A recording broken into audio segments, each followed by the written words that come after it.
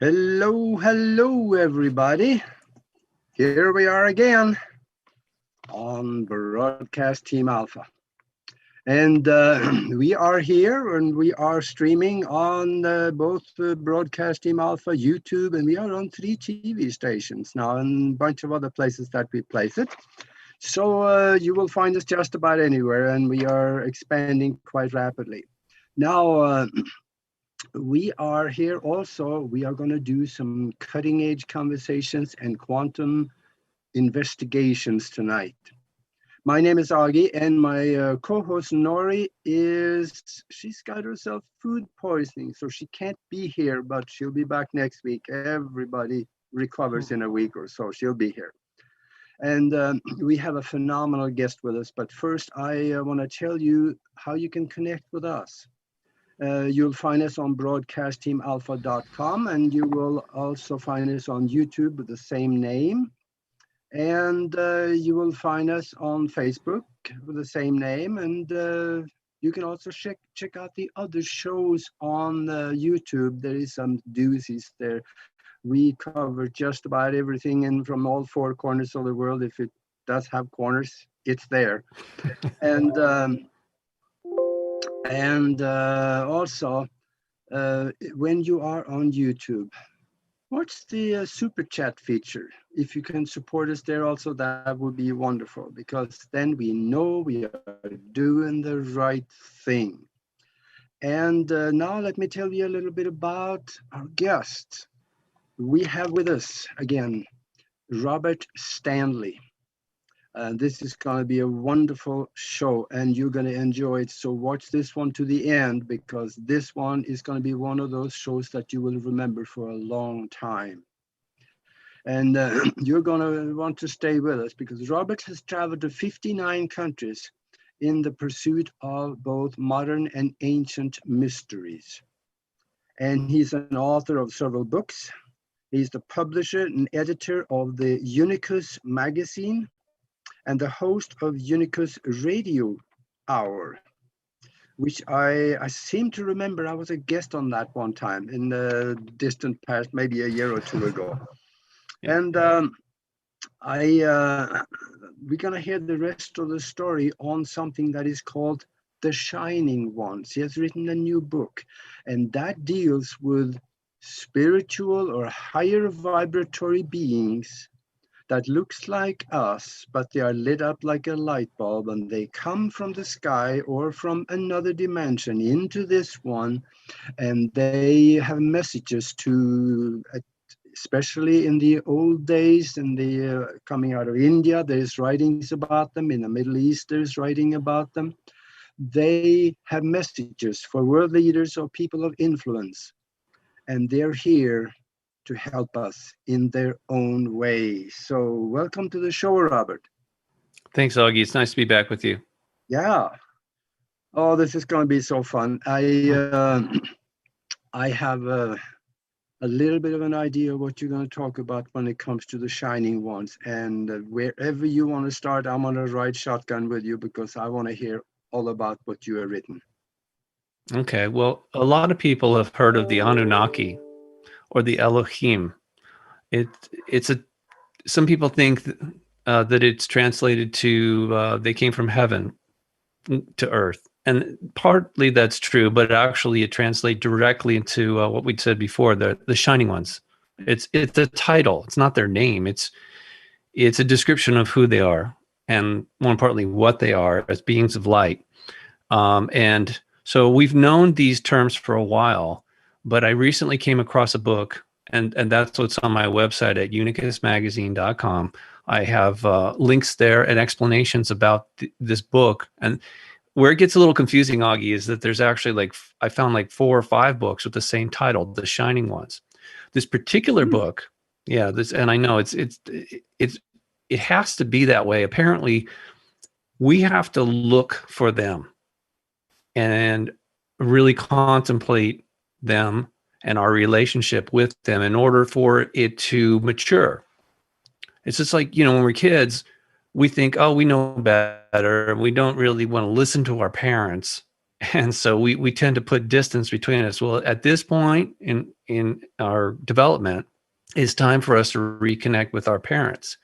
And we were created in their image. However, and you could call them gods or angels or shining ones or whatever. So many different titles or names. It's really mostly titles, not actual names like Robert or Augie. These are more like I'm a host.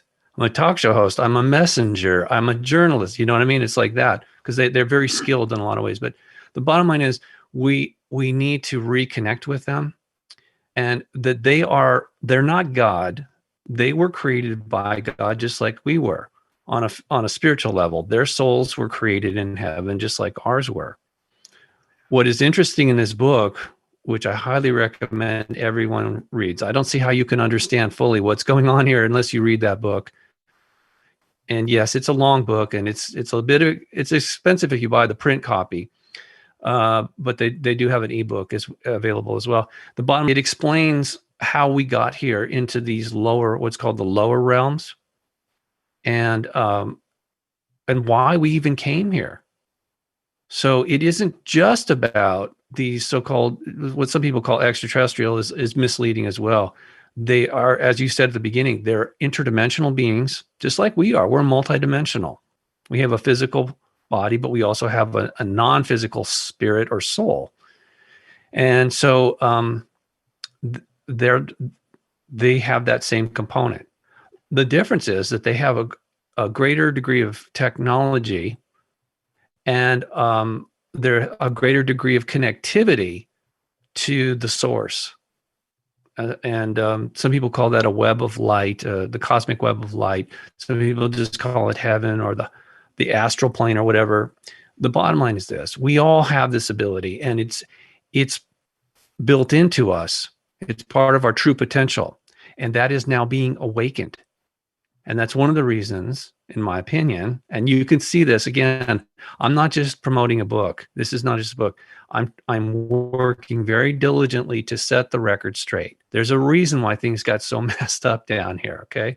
Some of the shining ones committed criminal acts here on this world, not just it wasn't in heaven, it was here, specifically on Mount Hermon in a place called the Karzak. This is a haven. It's a haven. It's a base. It's a base of operations for the shining ones. Now, some of the lower ranking shining ones rebelled here on this world in the haven, not heaven, but the haven, the Eden, the Karzak. And specifically, like you may have read Sitchin, and he says, oh, they rebelled because they were tired of working. Well, yeah, it wasn't just mining gold. There was a lot more to it.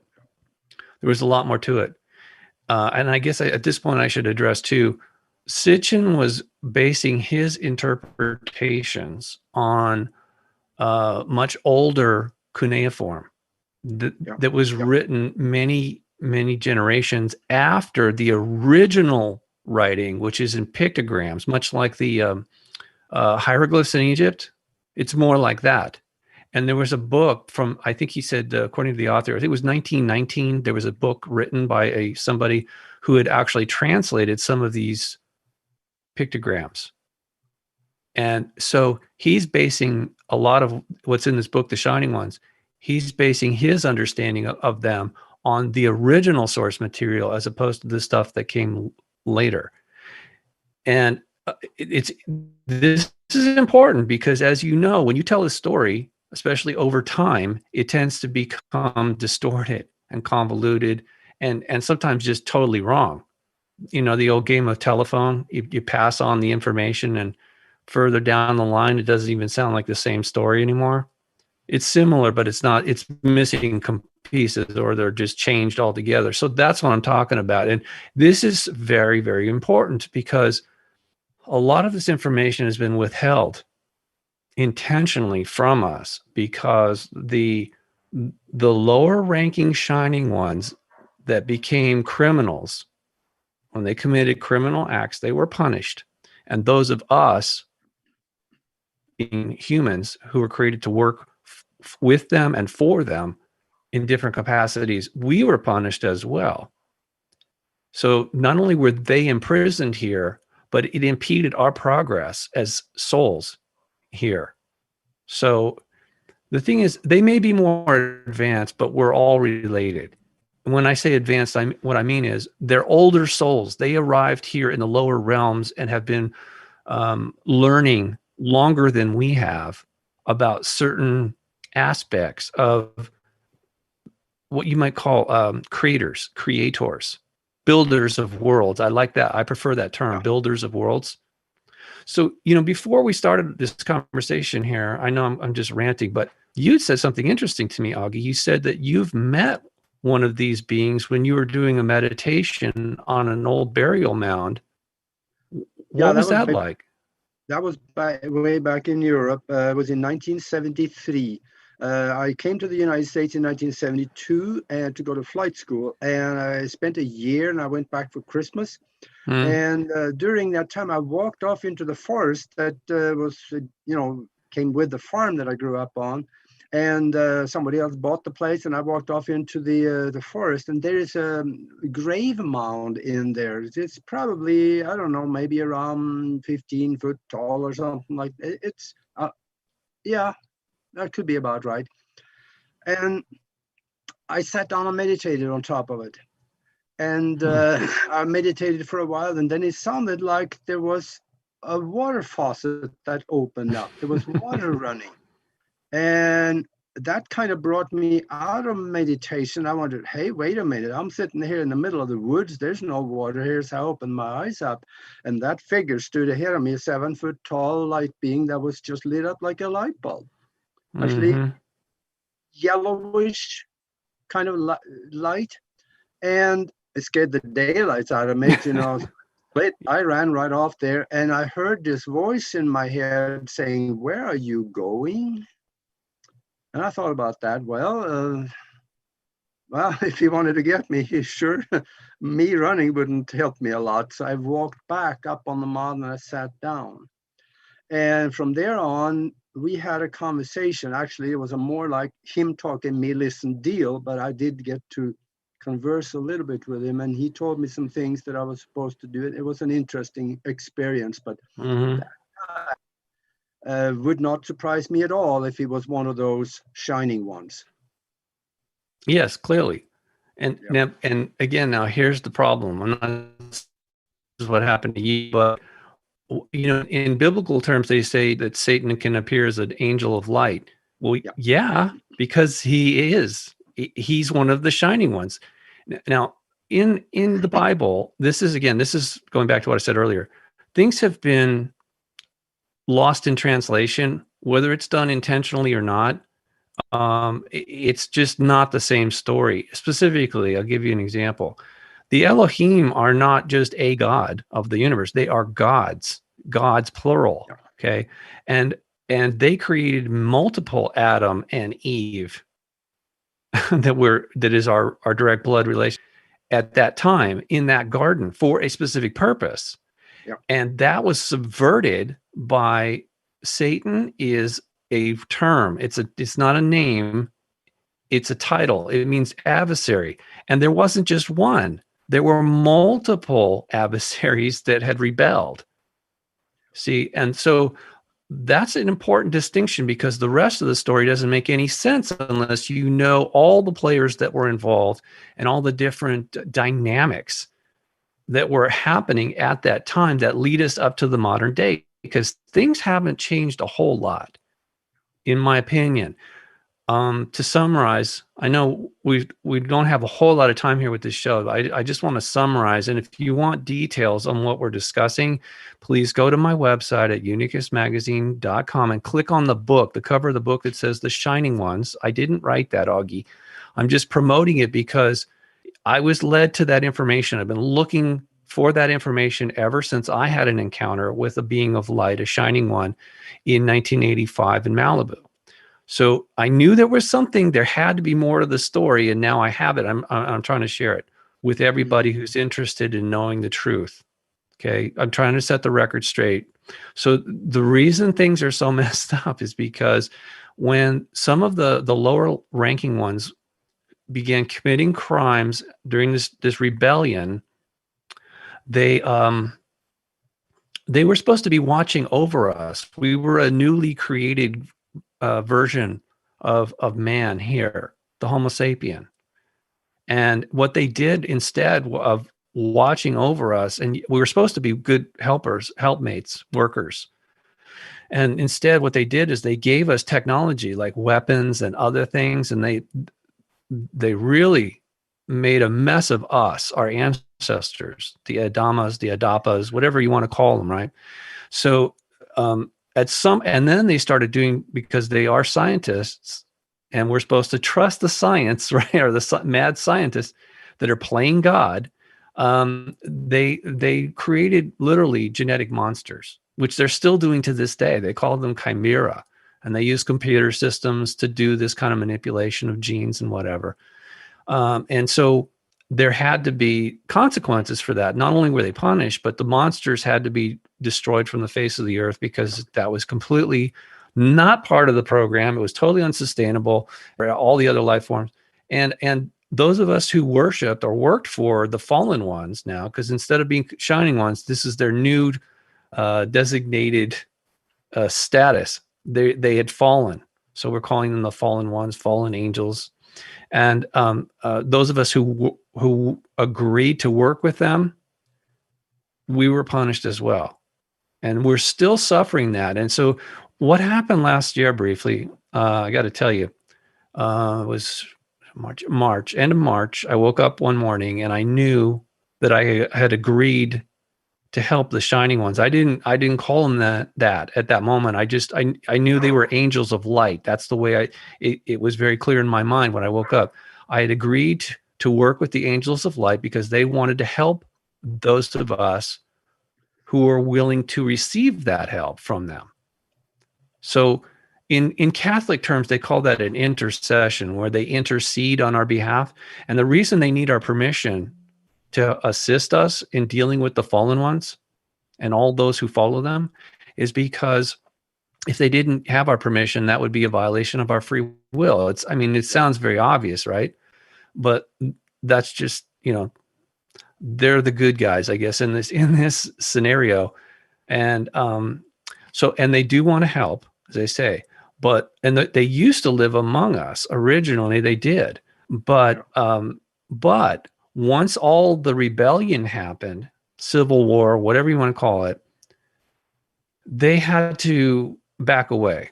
Things were just too messed up down here. So they essentially, this became a penal planet, not a prison per se, but we're quarantined here. So even if they get off the world physically, they're still not going up into the higher realms. And for people who don't know what I'm talking about, I'll just briefly mention it. So let's say heaven is this thing above me, the light source, right? And below a certain point, you would call that the lower realms, just like you have the sky and the water on the earth. They're separate and yet connected, and they're very different, but similar. So everything below a certain point, you would call the lower realms. And it begins at what's called the causal plane. And then it moves down a little bit lower to the astral plane. Then there's the lower astral plane, and then there's the physical plane. Now, that's an oversimplification. And again, you'd have to read this book on my website, The Shining Ones. It was written by a man and a woman, very scholarly. And before anybody gets the idea, I'm promoting a religion. No, it's actually the opposite. I'm stripping the veneer. The author actually stripped the veneer off of religious dogma and takes us to the heart of our history, our true history, and our true relationship with these beings. And they should not be deified or mystified, but they should be respected and loved because they are our ancestors.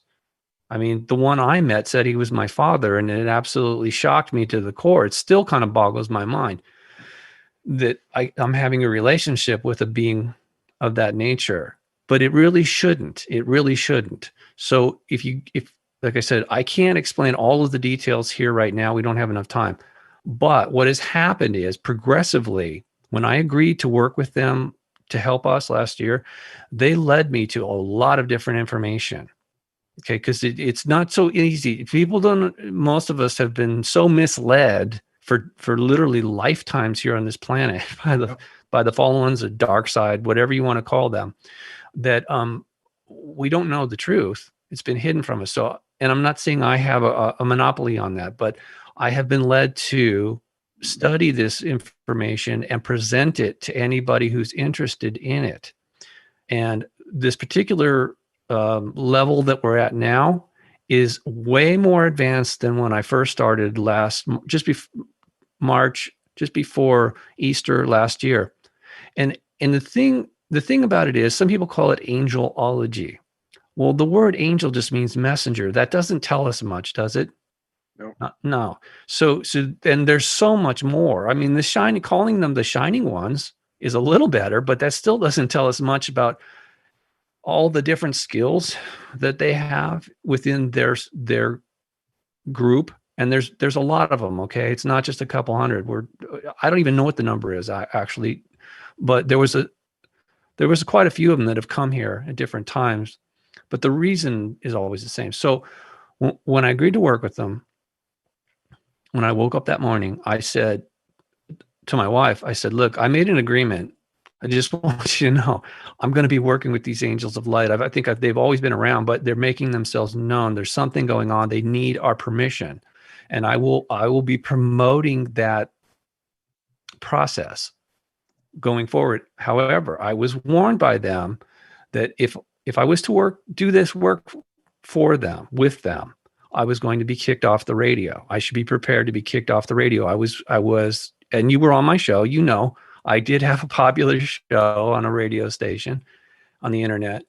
And I was kicked off actually at one point, just like they said I would be. And because I was talking about fallen angels and it offended somebody. And anyway, bottom line is I got kicked off, and I was fine with that. But they also told me, if you're not careful, you're going to be kicked off the planet by the fallen ones, because they are so afraid of being exposed publicly that they would consider you a threat.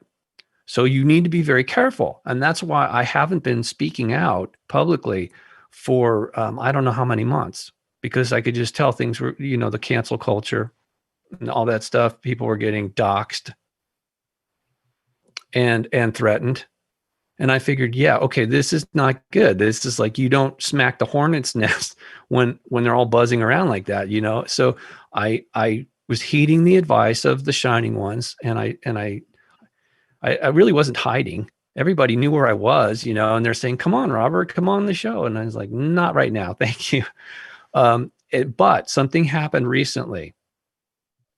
Okay. Yeah, you said you were kicked off the radio. Yes, I was. I can relate to that. We were kicked off the radio about a month and a half ago, but we got right back again. So here we are.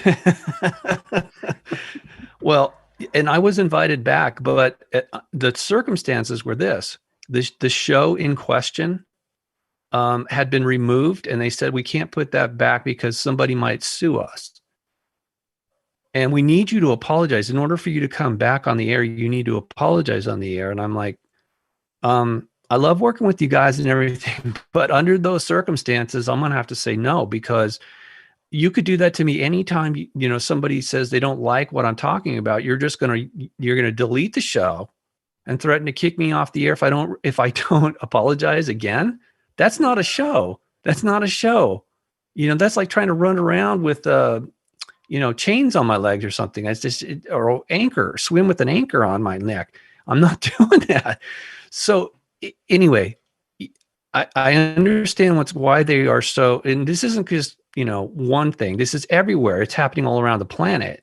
We're being suppressed, our so-called free speech, our ability to communicate with each other on topics this is not just idle chat, it's not casual conversations we're having here. This is very high level information we need to share with one another at a very critical time that we're going through. So the reason I came back, Augie, is because I saw that the tide has shifted. Yeah. And people are starting to stand up. And I began to realize that they weren't just saying to me, you better be careful or you're going to get kicked off the planet, which is a nice way of saying physically, Yeah. they were, I thought I took it personally because they were speaking to me. I didn't realize that it was going to be pretty much everybody that opposes the dark side was going to be targeted. So if you go to my website at unicusmagazine.com and click on the book, there's multiple pages that I've created so far, and this is actually happening very quickly. It's like a snowball. It's going down a hill. If you go to page 2 of that information, the file that I created for the Shining Ones, the archive, I call it, go to page 2 and watch those first 2 videos there. It will blow your mind. Absolutely. I promise you, it's well worth the little bit of time you spend. Watch the video. One of them is Star Trek, and it's art imitating life. Obviously, the secret societies know exactly what's going on. They know who we really are. They know that we're children of the Shining Ones, and that we are going to transform or transfigure into beings of light. Why wouldn't we? That's our true potential. So they fictionalized it in there. And then below that, I've got the real thing. It's like, it's baby steps. It's just baby steps. But if you follow the process of awakening your Kundalini by activating your chakra systems, like I'm doing right now, blowing my spine as I'm speaking to you, because this is the most powerful thing you can possibly do, is kindle your God spark. Kindle your God spark as a seed of light. You know how to kindle, right? You know how to stoke a fire. Yep. You take the ember and you just blow on it. And it eventually, poof, it comes into flame. That's us. That's us as seeds of light. And that has been suppressed. They've been taking all the oxygen out of the room, so we can't ignite. We can't fully activate. And that's coming to an end. That's coming to an end. And that's why we're having this conversation. Yeah. That's wonderful. And the reason that you came back is because the world needs you. We may think of ourselves with just one guy, which is just, it's just us, but it's not just us, because of the people that listen to us and the people that comes as guests. We spread the same high vibratory information that really makes a difference. Well, that's the only reason I feel like I'm here. Although I'm learning too. Okay. I do know that the universe, or the universe's creation, is based on, at least as far as our souls are concerned, it's a meritocracy. So you can't cheat a meritocracy. It's your permanent record. Okay. Whatever you do, whatever I do, all the choices I make and actions I take, that follows me everywhere I go as I'm trying to ascend back up into the higher realms and achieve my true potential. And so if I am not of service, I'm not going anywhere. Yeah. So it's actually, I appreciate what you said, Augie, but the truth is, the more benefit that I bring to others, I'm actually assisting myself. I'm not doing it for self. I just want to be clear. It's not for selfish reasons. I do this from my heart. I really do care. But I also know that this is what reciprocity is all about. This is where the tide rises all the boats, not just some who are corrupt and cruel and crazy, that cheat everybody. They're just cheating themselves. And I know I'm stating the obvious, but sometimes you have to kind of go over the basics before you can get to the more advanced stuff. Yeah. Yeah. And the thing too, there's a lot of people in government, even in special positions, that they're waking up to. Absolutely. And they understand what's going on. So there is going to be a separation of people within government, because some of them will get to a point someday that they cannot participate in the scam. Right. Yeah. And it's happening. It's happening, as you said, and it's going to accelerate all the way through the end of next year. That was shown to me back in 2013. I know I've briefly told you, but for people who haven't heard me say it, I'll just run by it real quick. I was sitting there meditating, and I knew what the problem was, or at least I thought I was pretty clear about the fallen ones, the dark side, all that stuff.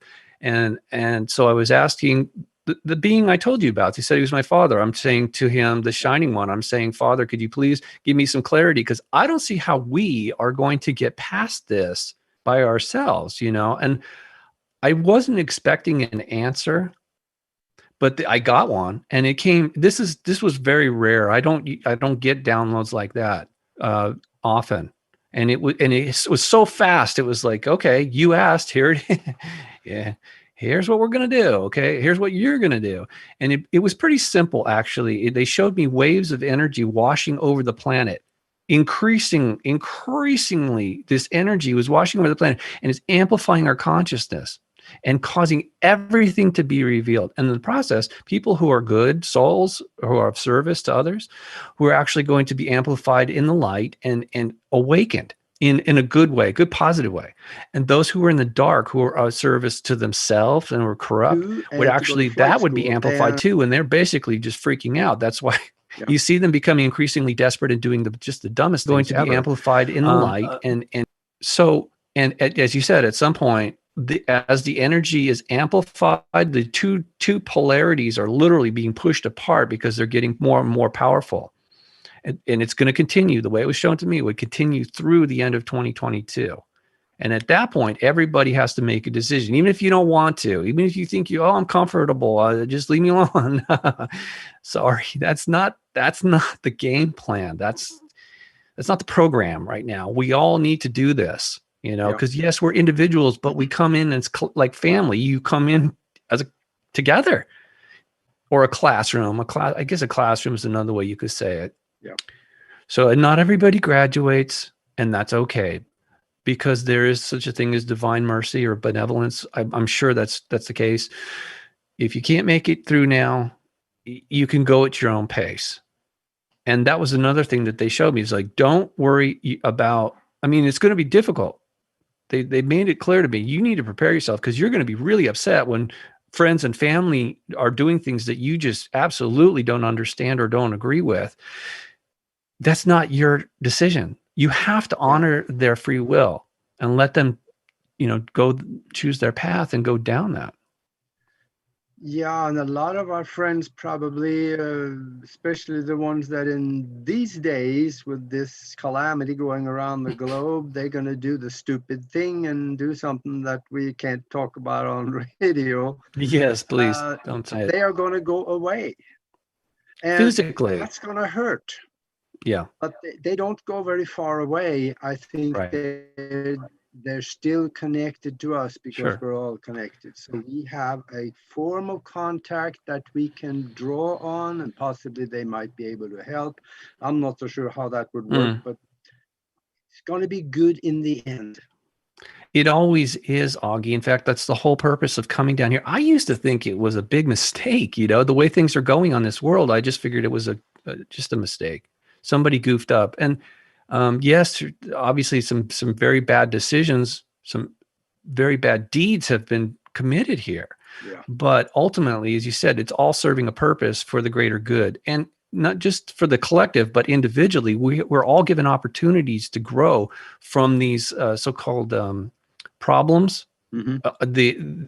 The obstacles that are thrown in our path are actually opportunities for us to grow and to help others to do the same thing. So the thing about the lower realms, when I first came across that information in the autobiography of a yogi, and I think I told you, my dad was a disciple of Yogananda, and actually became an ordained priest under Yogananda. I remember that. So I was familiar with, I'm really familiar with that stuff because I'd read it and it was part of my family heritage and stuff. And I just figured, okay, it makes sense to me. All right. And that was all in there about the different realms.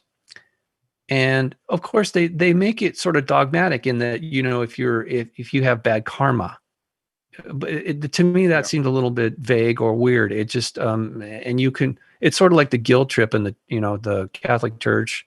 You can't go to heaven until you've done your penance or whatever. It's just, these are imposed. These are imposed things. I mean, honestly, it's really up to us to determine, again, by our deeds, our thoughts and deeds. That's what determines whether we're going to move up or not. But the bottom line is this: when I saw it again in this book, The Shining Ones, it really made sense to me. It says in there that it wasn't just permitted. The lower realms were mandated by the Creator in heaven.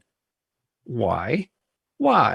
because I'm asking myself, why would God do that? Well, it's because when it created our souls as seeds of light, they had the potential to be godly, but a seed has to detach from the tree or the plant, fall to the ground, enter the soil, and struggle back up through the soil to the light again, right? In order to achieve its true potential, its full potential.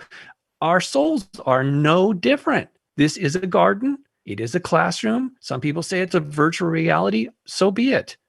It's real enough. It's working. It's allowing us to become more perfect by degree, to earn our degrees of divinity and creativity.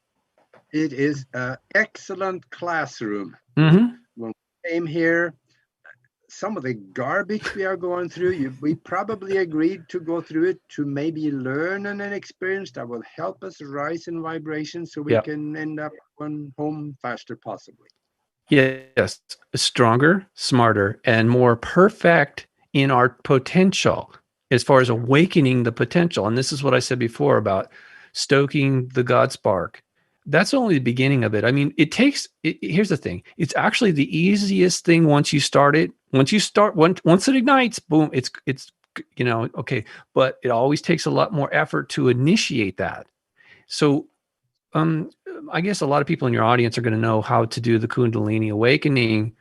And I would caution them because there's a lot of stories of people having bad effects. If you go too fast, too soon, you're going to feel physically, harmed by that energy going through you.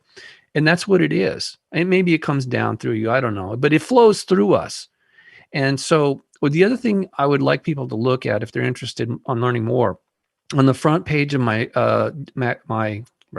website, unicusmagazine.com, scroll down to where it says the cosmic web of light. You'll see someone, the shadow, a silhouette of a man meditating, and his heart chakra is emanating this light and is connecting with this web of light. That's us. Now, when we connect, when we fully connect, it's not, the chakras are just a little vortices within our soul. I mean, it's not to trivialize it, but I'm just saying there's nothing magical about it. But when we allow ourselves to feel the energy flowing through, it's coming from the cosmic web of light. Yeah. God is not just sitting there watching this like a spectator. There's the building blocks for everything in the lower realms is coming from the source, from God, from heaven. It filters down. So, like I said, it was mandated to certain created beings, souls. You're going to be the administrator of these lower realms, and you're going to select someone else to be the administrator of the even lower ones, and so on, because it's very complex. It's logistically, it's just huge. I mean, it's hard to wrap our human minds around, but it's all delineated in that book there. It's kind of hard to even, the language is sort of lacking to talk. We call it multiverse or whatever. And as you spoke of before, there's rules. There's different rules for each realm, but they're pretty much the same thing. And we do agree to them. And one of them, I'm sure you've heard before, is we agree to forget where we came from as we descended from source into the lower realms. We agreed to forget. So it would be easier to focus on what we're doing. It's sort of like, think of it this way. If a seed doesn't drop from the parent plant, the tree, it's never going to mature. If all it identifies as is stuck to the parent, it just never is going to become what it really is designed to be. So it has to fall away at some point and forget about that for a while. But as it grows up, they know this for a fact. There's studies been proven on this. Trees do communicate. They do. Yeah, just like we do. Well, I mean, maybe not vocally, but energetically, their root system is as big, if not bigger, than what we see in the branches. And there's energy flowing through those trees. And they do communicate with one another chemically, energetically. It's pretty amazing. Yeah, and they don't even have to be connected underground. There's a book out there called Not directly, no. Yeah. The Yep. Secret Life of Plants is another book that talks about how plants miles away can actually communicate. Yep. Yeah, In their own scientific fashion. experiments prove it. Yep. So one of the things I thought was interesting, about a week ago, I was out in the backyard here, cleaning the pool, and two butterflies came by, and one of them came near me, and I thought, oh, gee, that would be nice. It would be nice. This is a stupid thought. It would be nice if it landed and just hung out with me for a minute, you know? I don't know where these thoughts come from, Augie, to tell you the truth, but it was just a thought. And then I realized, no, that's silly. It's a butterfly, you know. They don't, you know, they don't really, they're not friendly with people that much. But that's the kind of person I am. I do. I like talking to lizards and birds and even a butterfly. So it flew off, but I mean, it came and looked at me and then flew off. That's why I was thinking, hey, you know, hi.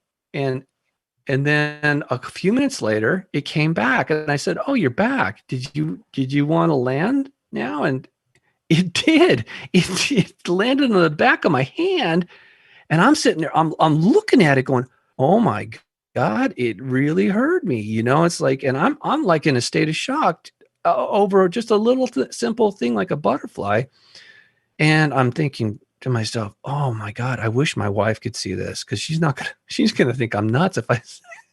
I'm talking to butterflies now, you know, in the backyard, honey. And then after it was there for about a minute, and then I looked up, and my wife was looking out of the bedroom window at me, and I'm like, "Do you see this?" You know, and naturally, when I did like this, the butterfly said, "Okay, I'm out of here," and my wife's just waving at me, and then I said, "Did you see that?" I went in the house. I said, "Did you see?" "Yeah, of course I saw. What do you mean? You were talking to a butterfly?"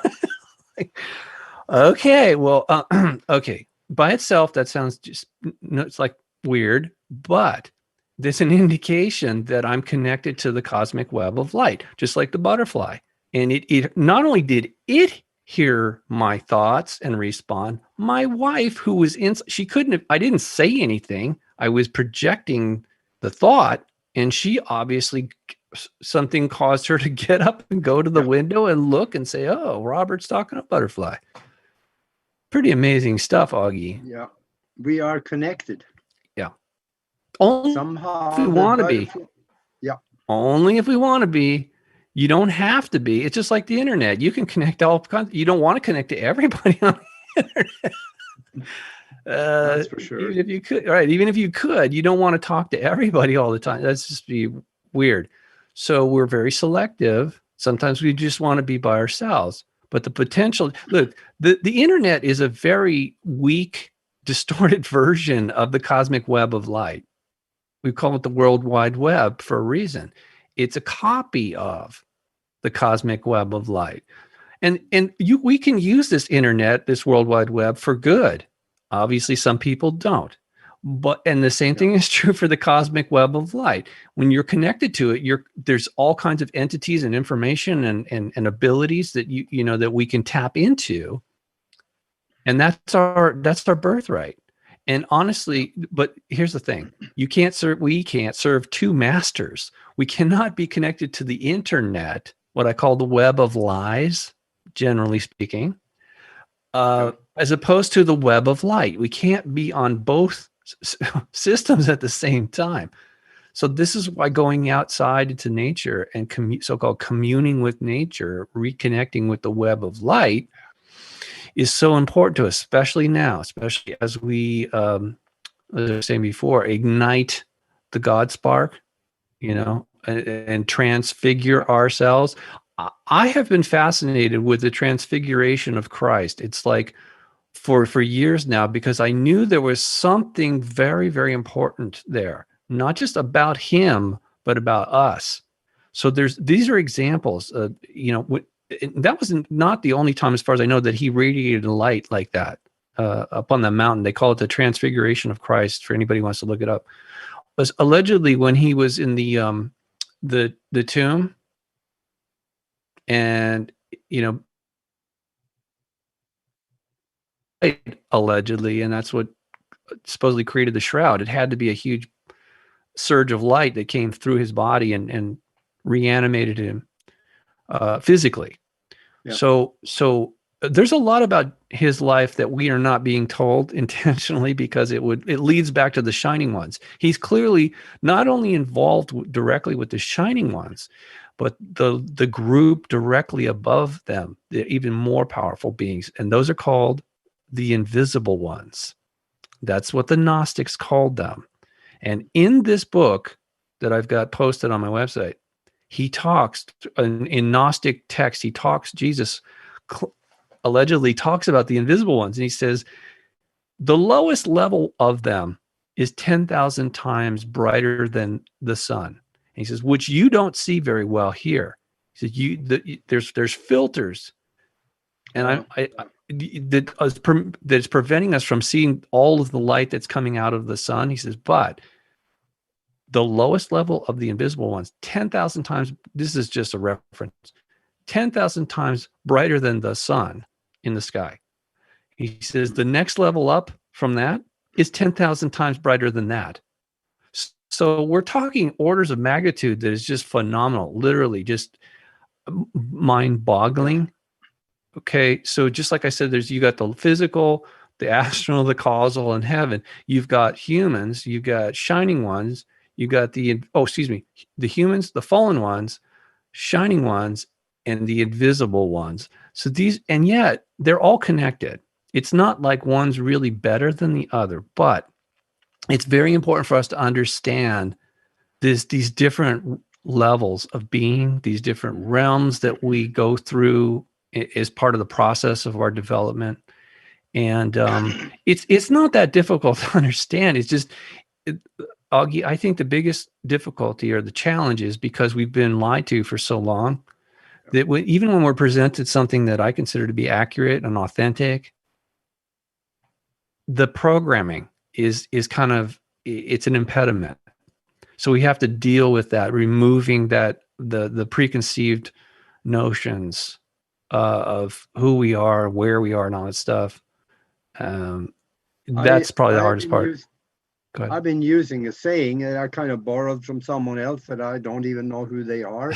And that is that the illiterate ones of the rest of this decade will not be the ones that do not know how to read, but the ones that is unwilling to relearn what they think they know. Right. Yeah. That's the problem.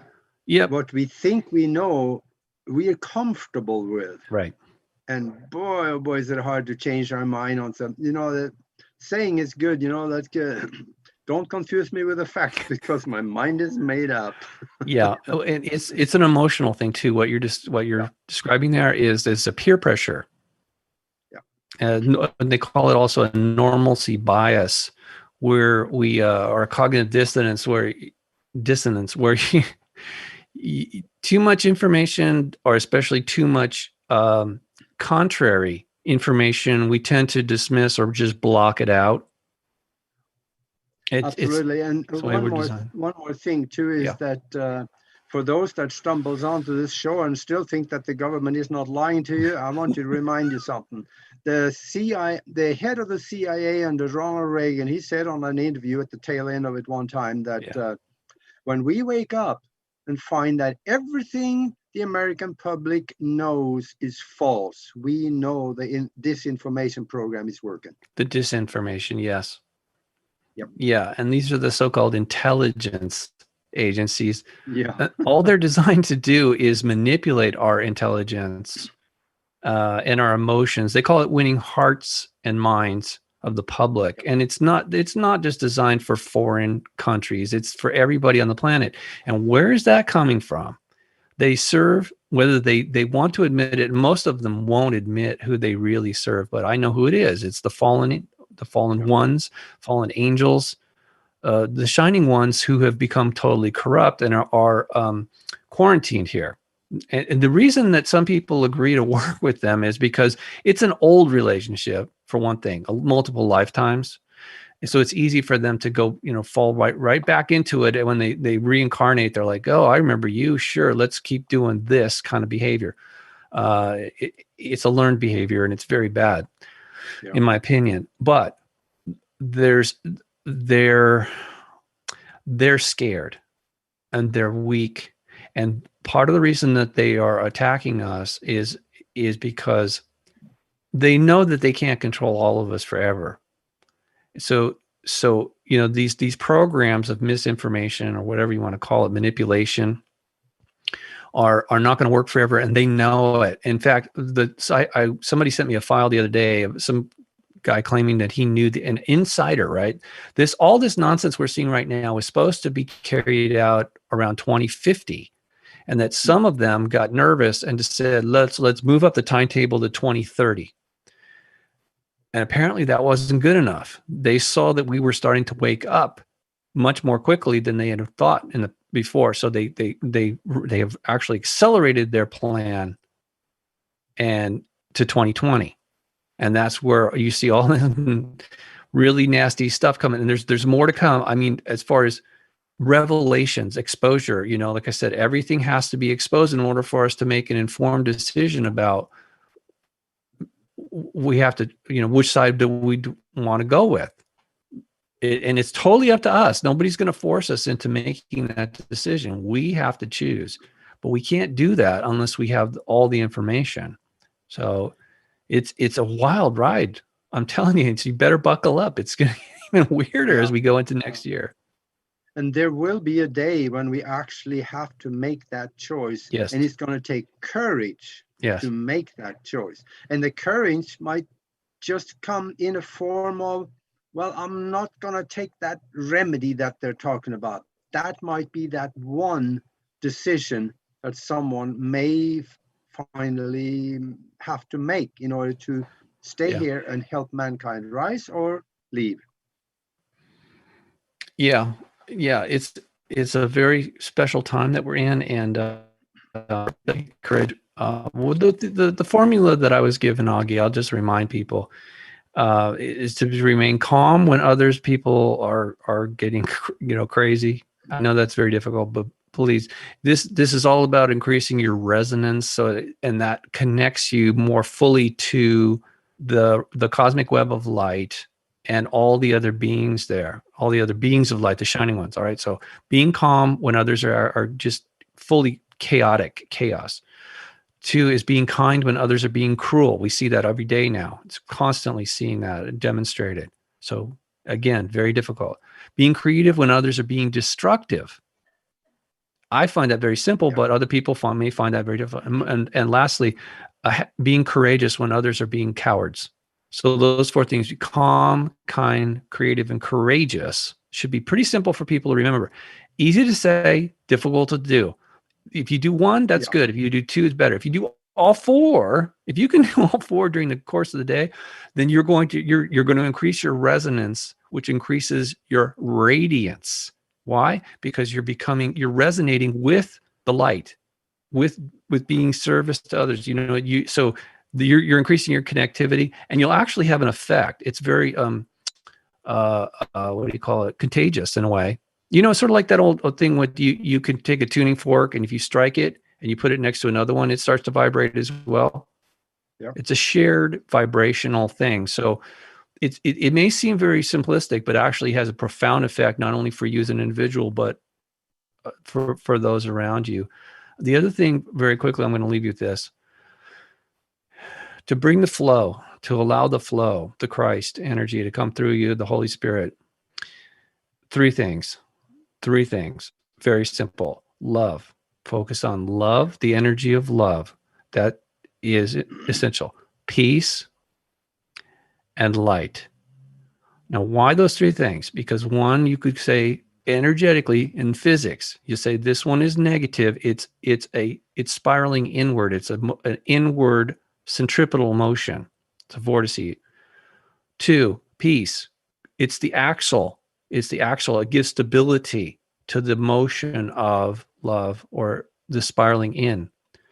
Light is an expansion. It's the centrifugal force. So all 3 of these things together, love, peace, and light, are the Holy Trinity. That's the foundation. That's what's stable. That's what's sustainable. So I know a lot of people just say, oh, love and light. Yeah, that's fine, but you're missing a component. negative, the electricity in your home, and I learned this recently, your electricity in your home has three things. It is negative, neutral, and positive. If you don't have all three, it isn't going to work. It will not work. So, sounds simple, Yeah. but please do it with the breath too.